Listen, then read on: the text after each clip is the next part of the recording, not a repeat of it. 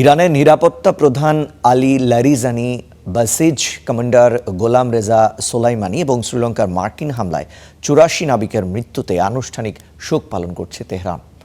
মার্কিন ইসরায়েলের হামলায় ভয় উপেক্ষা করে শোভাযাত্রায় অংশ নেন ইরান সরকারের শীর্ষ কর্মকর্তারা। জানাজায় অংশ নেন লাখো মানুষ। লারিজানি হত্যার কঠোর প্রতিশোধ নেয়ার অঙ্গীকার করেন ইরানের প্রেসিডেন্ট মাসুদ পেজিশকিয়ান। ইরানের শোকের মিছিল যত দীর্ঘ হচ্ছে ততই বাড়ছে সেই মিছিলের মুখ। আবারও শোকের মিছিলে লাখো মানুষ। এই শোক সদ্য প্রয়াত নিরাপত্তা প্রধান আলী লারিজানি, বাসিস কমান্ডার গোলাম রেজা সোলাইমানি এবং শ্রীলঙ্কায় ইরানি জাহাজে মার্কিন হামলায় নিহত ৮৪ জন নাবিকের জন্য। সব মিলে শতাধিক মানুষের জন্য তেহরানে এই শোক মিছিল। রাজধানীর এনগেলাব স্কোয়ারে জনতার ঢল। লারিজানির ছবি হাতে দাঁড়িয়ে শোকাহত মানুষ। ব্যানার আর পতাকায় ভরে যায় পুরো পথ।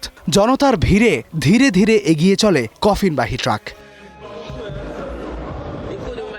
সর্বোচ্চ নেতা খামেনিকে হত্যার পর লারিজানিই ছিলেন অলিখিত শীর্ষ নেতা। নিরাপত্তা প্রধান হিসেবে শাসন ব্যবস্থার বিভিন্ন গোষ্ঠী ও বিদেশি কূটনীতিকদের সঙ্গে সম্পর্ক বজায় রাখার অন্যতম মানুষ ছিলেন তিনি। এর আগে গেল ৪ মার্চ মার্কিন হামলায় শ্রীলঙ্কার উপকূলে ডুবে যায় ইরানের সামরিক জাহাজ আইরিস দেনা।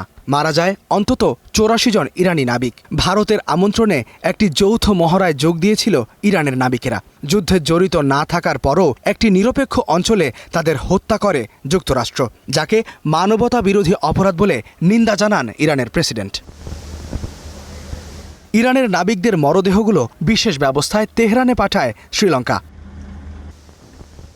এদিকে লারিজানি হত্যার কঠোর প্রতিশোধ নেওয়ার অঙ্গীকার করেছেন ইরানের প্রেসিডেন্ট মাসুদ পেজেশকিয়ান। এক বিবৃতিতে তিনি জানান, তার মৃত্যু এক অপূরণীয় ও বিশাল ক্ষতি। হত্যাকারী অবশ্যই কঠোর শাস্তি পাবে। শত্রুদের বিরুদ্ধে আরও তীব্র হামলা চালানোর অঙ্গীকার করেন তিনি।